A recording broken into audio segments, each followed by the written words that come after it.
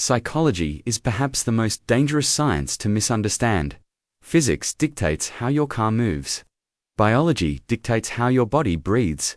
But psychology, that dictates who you think you are, because the subject matter is our minds, our behaviors, our deepest insecurities. We are desperate for answers. We crave simple rules to navigate the complex machinery of the human brain, and the internet has provided those rules. Social media feeds are clogged with psychological facts meant to explain why you procrastinate, why your relationships fail, and what your favorite color says about your childhood trauma. There is just one problem. A staggering amount of this pop psychology is completely, wildly, demonstrably false. Today, we aren't just fact-checking trivia. We are dismantling foundational beliefs that have seeped into our education systems, our workplaces, and our self-perception. These are ideas that feel intuitively correct, which makes them incredibly sticky and, surprisingly damaging. Welcome to class. Let's begin the debunking. Let us start with perhaps the most pervasive myth in modern history, the left brain, right brain personality. You know the drill. The theory goes that the left hemisphere is the seat of cold logic, mathematics, and analytical thought. The right hemisphere is the bohemian artist, the home of creativity, intuition, and emotion. We have built entire industries around this. Corporate training retreats where accountants try to unlock their right brain. Educational curriculums designed to balance the hemispheres. People categorize themselves based on this. Oh, I'm terrible at spreadsheets, I'm just so right-brained. Here is the reality, it is total nonsense. This myth grew out of legitimate research in the 1960s on split-brain patients, people whose corpus callosum was severed to treat severe epilepsy. Scientists like Roger Sperry did find that certain functions are lateralized, for most people. Language processing is heavily concentrated in the left hemisphere, while spatial recognition relies more on the right. But pop culture took that grain of truth and ran a marathon in the wrong direction. Neuroimaging technology, like fMRI scans, has proven definitively that the brain does not work in isolated silos. When you solve a math problem, you aren't just using your logic center. You are using visual processing to see the numbers, language centers to understand the word problem, and memory centers to recall formulas. These are spread across both hemispheres. Similarly, creativity isn't just right-brained. Great art requires structure, planning, and technical skill functions often attributed to the left side. There is no evidence that individuals have a dominant hemisphere that dictates their personality. You don't have a creative side and a logical side. You have one incredibly complex, highly interconnected brain. Stop limiting your potential by boxing yourself into half of it. If the left-right brain myth is the most pervasive, this next one is the most resilient. The idea that humans only use 10% of our brains, it is a seductive idea. It suggests that we all have massive untapped reservoirs of genius, just waiting to be unlocked. If we could just access that other 90%, we could learn languages in a day, move objects with our minds, or finally remember where we left our keys. Let's use some basic evolutionary logic here. The human brain constitutes about 2% of your body weight. Yet it consumes roughly 20% of your body's energy, oxygen, and glucose.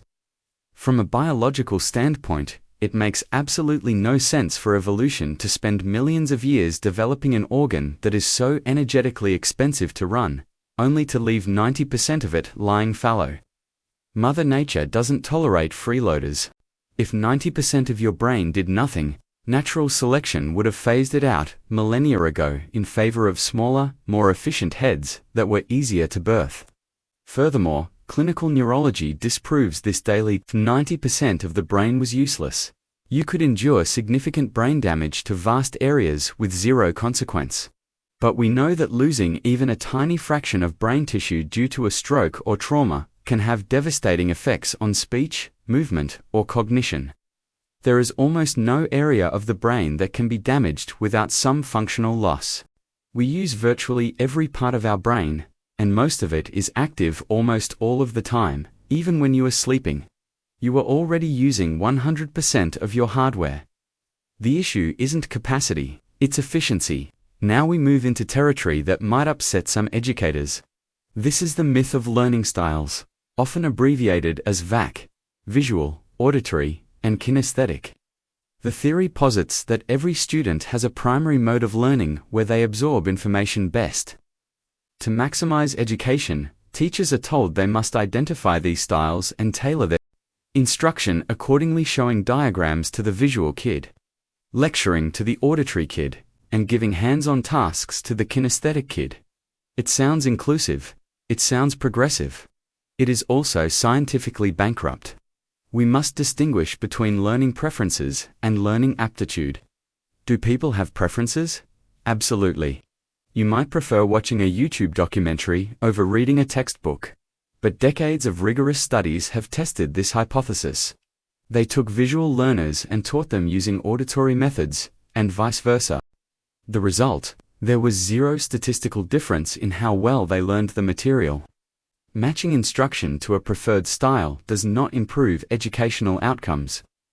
The danger here is that this myth wastes tremendous amounts of time and resources for teachers who are already stretched thin, forcing them to create 3 versions of every lesson. What actually works is tailoring the teaching method to the subject matter, not the student. You cannot effectively teach geometry quickly using only auditory descriptions. You have to see the shapes.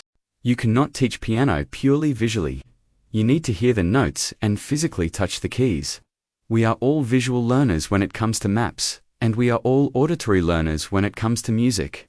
By pigeonholing students into rigid styles, we might actually be harming them by limiting their exposure to different ways of processing information.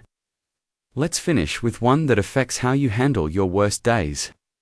The myth of blowing off steam, technically known as the catharsis hypothesis. The intuitive belief is this: anger is like pressurized steam in a boiler. If you don't release it by screaming, punching a pillow, or venting to a friend, you will eventually explode. Therefore, aggressive action releases the pressure and helps you calm down.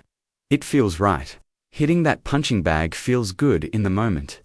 But psychology research, dating back to studies in the 1950s and reinforced repeatedly since, shows the exact opposite happens. When you physically act out your anger, you aren't releasing it, you are rehearsing it. The brain gets better at whatever it practices. By associating feelings of anger with aggressive physical actions like punching or screaming, you are strengthening the neural pathways that link those two things. You are effectively training yourself to become more aggressive the next time you get mad. Studies have shown that people who vent their anger by hitting inanimate objects end up feeling more angry afterward, not less, compared to people who just sat quietly for a few minutes. The steam analogy is flawed. Emotion isn't a finite substance waiting to be drained. It's a cognitive and physiological state. The actual effective strategies for dealing with anger involve cooling the system down, physiological relaxation, deep breathing, or cognitive reframing, which means changing how you interpret the situation that made you angry in the first place.